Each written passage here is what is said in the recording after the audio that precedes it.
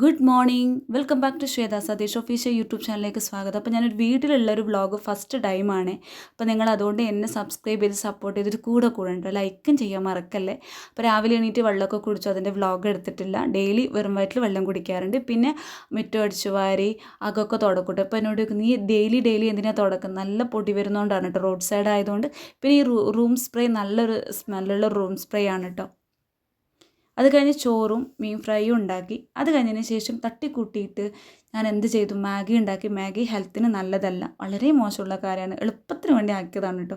പിന്നെ തട്ടിക്കൂട്ടിയിട്ട് ഒരു പരിപ്പ് മുളിശ്ശേരി ഉണ്ടാക്കി. ചില നാട്ടിൽ പരിപ്പ് കുത്തിക്കാച്ചി എന്ന് പറയും കേട്ടോ. പിന്നെ കുളിയൊക്കെ കഴിഞ്ഞതിന് ശേഷം ഞാൻ വീണ്ടും എന്ത് ചെയ്തു, ചോറും ഇതൊക്കെ ചെയ്തു. അതിൽ എക്സ്ട്രാ കയ്പ്പൊക്കെ കൊണ്ടിട്ട് നല്ല ടേസ്റ്റാണ്. പിന്നെ വെറുതെ ഇരുന്ന മൊബൈൽ ഇങ്ങനെ നോക്കുന്ന സമയത്ത് ഞാൻ വിചാരിച്ചു എന്നാൽ ഇവിടെയൊക്കെ ഒന്ന് വൃത്തിയാക്കാം. എനിക്കിഷ്ടമാണ് ഇങ്ങനെ ഓരോന്ന് ചെയ്യാൻ വേണ്ടിയിട്ട്. അങ്ങനെ അതൊക്കെ ഒന്ന് പുല്ലൊക്കെ പറിച്ചു എല്ലാം കളഞ്ഞ് എല്ലാം ആയി വരുന്ന സമയത്താണ് ഞാൻ വെറുതെ ഒന്ന് ഇങ്ങനെ തിരിഞ്ഞു നോക്കിയപ്പോൾ ഈ ഒരു സാധനത്തിനെ കാണുന്നത്. അത് ആഫ്രിക്കൻ ഓച്ച്. നിങ്ങളുടെ നാട്ടിലെ കമൻറ്റ് ചെയ്യണേ. എൻ്റെ എല്ലാ ചെടിയും നശിപ്പിച്ചു ഈ ഒരു സാധനം കേട്ടോ.